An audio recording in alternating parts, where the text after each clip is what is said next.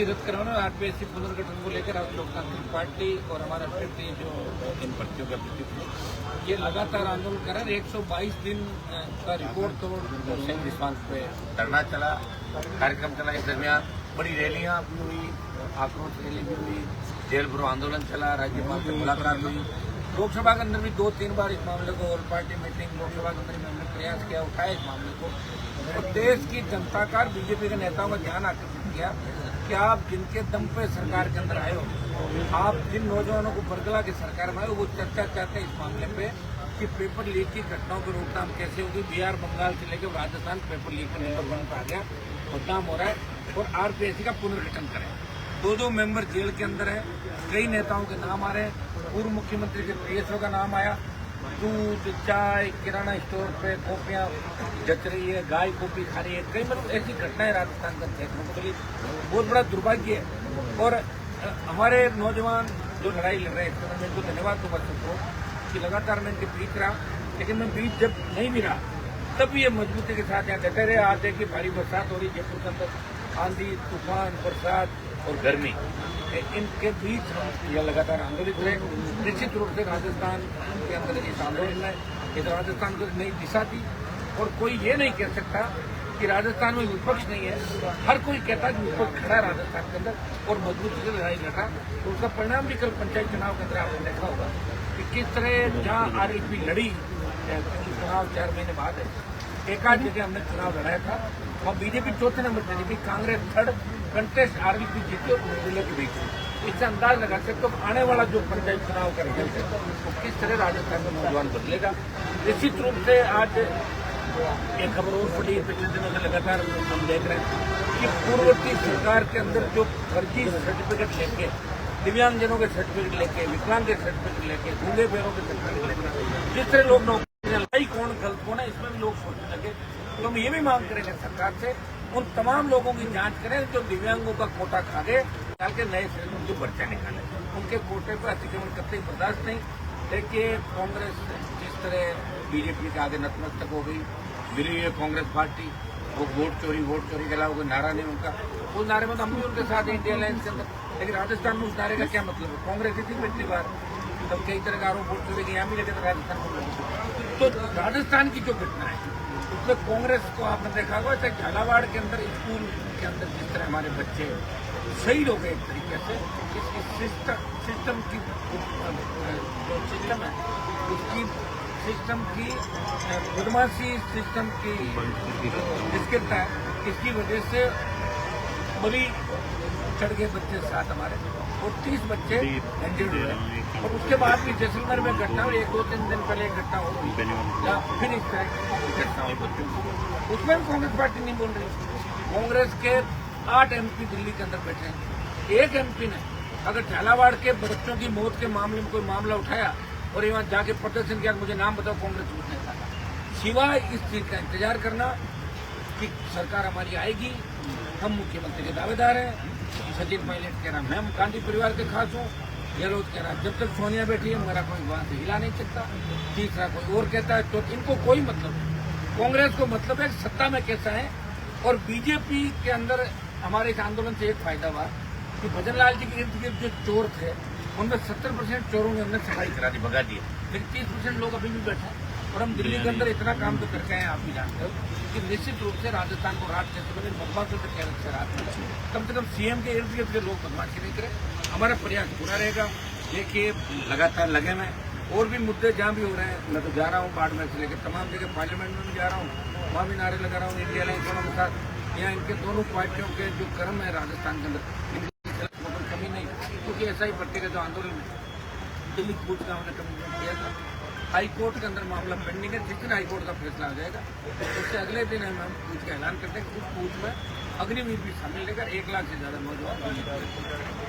जिस तरह से देखा जा रहा है कि कांग्रेस विपक्ष के तौर पर वेट एंड वॉच की स्थिति में है, सोच रही कि 2 साल गुजर गए, 2 साल और गुजर गए, 4थे साल में आएंगे और फिर वो कांग्रेस ये सोच रही पंचायत चुनाव में हम जीत जाएंगे और फिर माहौल बना लेंगे, फिर कोई गमछा घुमा लेगा, कोई तीसरा काम कर लेगा, लोग भूल जाएंगे वोट डाल। उनकी गलती नहीं, लोगों की आदत है, लोगों की आदत का फायदा, लोगों को अपनी आदत बदलनी होगी। लोगों को यह सोचना है कि हमें कांग्रेस का इलाज भी करना है और बीजेपी जिन मुद्दों को लेकर सत्ता में आई कांग्रेस के पापों में जिस तरह भाजपा पर्दा डाल रही है, हमें भाजपा का इलाज करना, कांग्रेस का करना। हरियाणा, उत्तर प्रदेश, बिहार, झारखंड, दूसरे बंगाल, इन प्रदेशों की तरफ पे हमें भी तीसरी ताकत राजस्थान में खड़ी करनी है। तब हमारे बच्चों का भविष्य सुरक्षित रहेगा, तब कोई अबला नारी की चीख पुकार राजस्थान में नहीं होगी, तब राजस्थान में बेरोजगार चेतंग आके कोई नौजवान आत्महत्या नहीं करेगा। ऐसा राजस्थान चाहिए जब किसान को कर्जे के बोझ के तले आत्महत्या नहीं करनी पड़े, जहाँ कोई व्यक्ति थाने तहसील कचहरी में जाए, उसका मान और सम्मान हो, मजबूत लोकायुक्त हो, भ्रष्टाचार अगर मुख्यमंत्री करे, मंत्री करे, उनके खिलाफ भी जांच होगी, सलाखों के पीछे गए। ऐसा राजस्थान नौजवान ला सकते हैं। और नौजवानों से बार बार यही कह रहा हूँ, मुझे लड़ते लड़ते 20-25 साल हो गए, अब तो नौजवान समझेगा। 28 में निश्चित रूप से नौजवान समझेगा। पंचायत चुनाव में तो दोनों पार्टियों में लड़क निकाल देगा नौजवान, लेकिन पंचायत चुनाव में लड़क निकालने के बाद मेन हमारा 28 का रहेगा। तो 28 के अंदर दोनों पार्टियों को घर बिठा के नई ताकत खड़ी करनी। ठीक है, कांग्रेस बीजेपी के खिलाफ जितने भी दल हैं उनके साथ हम नई बैठ के करके आगामी दिनों में हमारी रैलियां भी आपको नजर आएगी, चाहे भारतीय आदिवासी पार्टी है, चाहे दूसरी पार्टियां, हम मिलके इन नौजवानों को एक नई दिशा देने का काम करें। भाई साहब, ये छात्र संघ चुनाव है, उसको लेकर कोर्ट के अंदर भी सुनवाई हो रही है। छात्र संघ चुनाव का तो मुद्दा ही RLP का था पिछले तब यहाँ कमिश्नरेट में राजेंद्र यादव आए थे, पदों के लोग ने भेजा और राजेंद्र यादव ने कमिटमेंट किया कि हम घोषणा कर रहे हैं। उन्होंने घोषणा नहीं की, कांग्रेस ने चुनाव बंद कराया, उससे पहले वसुंधरा जी ने बंद कराए। पिछली बार बीजेपी कहाँ थी, पिछली बार कांग्रेस पार्टी कहाँ थी, NSU पहले कहाँ थी, ABP पहले कहाँ थी। हनुमान बेनीवाल लड़ रहा था पूरे राजस्थान के अंदर, यहाँ खाली एक डेमो देने नहीं आया था। कुछ कांग्रेस के 2015 लोग आए, बोले था 4 करोड़ खबर चल जाएगी, उसके लिए हम नहीं आए। 12 रैली करी राजस्थान में और विद्याधर नगर स्टेडियम में बड़ी रैली करी। 1.5 महीना मैंने शासन चुनाव को लेकर दिया और हमेशा शासन चुनाव का हम पक्ष में रहे। अब ये लोग सिर्फ पॉलिटिकल बेनिफिट के लिए अपने संगठनों से कुछ बयान दिलाते और मुझे तो इस बात में मैं सोचता हूँ कि सचिन पायलट और अशोक गहलोत जैसे लोग शासन चुनाव की बात करा रहे हैं। जब आपने बंद किए उस समय क्यों किए बंद चालू करा देते, आप अपने 4 आदमी धरने में भेज दो, वैसे करा देते। लेकिन राजस्थान के लोग भूल जाते हैं, इनको पता है कि नई बात 9 दिन ये कुछ भी करो लोग भूल जाएंगे और वोट हमें ही देंगे। तो हमारे पास संगठन है, पैसा है, ताकत है, लूट खसोट किया हुआ, इकट्ठा किया हुआ संसाधन है, तो दूसरी पार्टियां हमारे साथ पैसे में टिकेगी नहीं, इसलिए हमें आने वापस। लोगों की आदत है, नई बात 2 दिन फिर आगे हम लोग, फिर आगे हम लोग, इसी तरह चल रहा है राजस्थान में।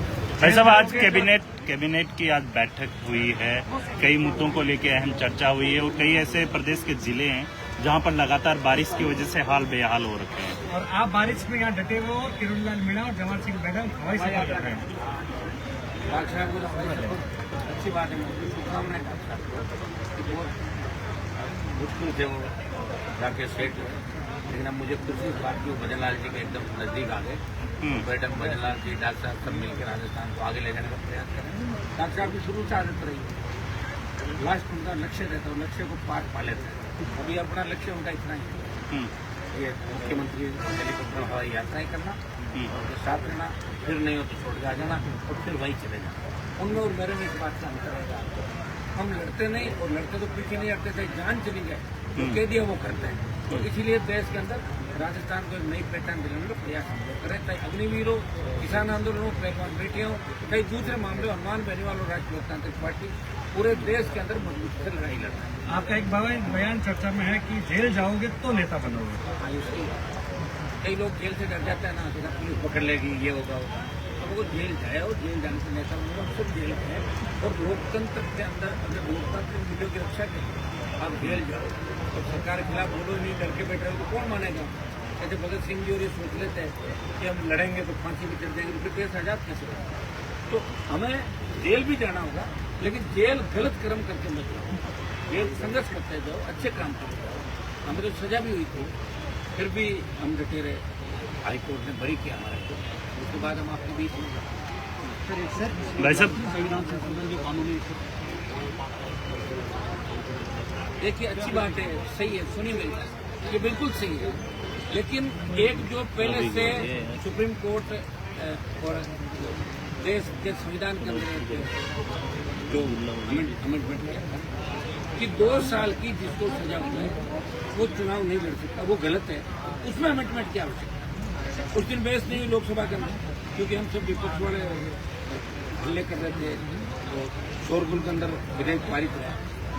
आपको पहले अगर कोई व्यक्ति लड़ाई लड़ रहा है, लोकतंत्र में रास्ता रोक रहा है, किसी को न्याय दिलाने लड़ रहा है, और उसको आप 3PD और 32-53 में मुकदमा दर्ज कराओ, 3 साल की सजा करा दोगे और सजा होगी तो चुनाव नहीं लड़ पाएगा। ये तो अन्याय है। सजा उन मामलों में होनी चाहिए कि कोई भ्रष्टाचारी हो, इसका चरित्र हनन हो, ऐसे मामले फ्रॉड हो, उसमें अगर सजा हो, चुनाव नहीं लड़ पाए ठीक है, लेकिन आंदोलन करते हुए किसी को सजा हो जाए और वो चुनाव नहीं लड़ पाए, ये हमारे संविधान के अंदर जो अधिकार हमें दिया उसका हनन है। इसको लेकर हम सरकार से बार बार मांग करते हैं, इसमें भी अमेंडमेंट की आवश्यकता है कि 2-3 साल की सजा किस मामले में, सजा का नेचर देखें कि अगर सजा भ्रष्टाचार के अंदर है, कोई चरित्र हनन है, कोई फ्रॉड है, कोई ऑनलाइन गेमिंग कर रहा है या जुआ सट्टा, तो ऐसे लोगों को उससे रोको। लेकिन जो आंदोलनकारी है, संघर्ष कर रहे हैं, अगर उनको 2 साल की सजा हो गई, अगले कोर्ट में बरी हो जाएंगे, तो उनको चुनाव से रोकना ठीक नहीं है। ये हमारी देश की सरकार से मांग रहेगी और इसके अमेंडमेंट के लिए हम प्रयास करेंगे। कर्नाटक की कांग्रेस के तो सब लूट रहे हैं, कांग्रेस जज के लूट रही है, बीजेपी ने जम के लूटा, मौका लग रहा है वो चौका मार रहा है। कौन नहीं मार रहा बताओ मुझे। अब भजनलाल जी की सरकार में कितने लोग मौज कर रहे हैं, मौका नहीं लग रहा है अलग बात। अब तो जमीनों के बारे में पूछने लगे तो बताओ कोई जमीन खाली हो 10% तुम्हारा भी रख लेंगे, जल्दी बताओ कब्जा करो, पता नहीं कब हट जाएंगे, इनका भी पता नहीं चलेगा।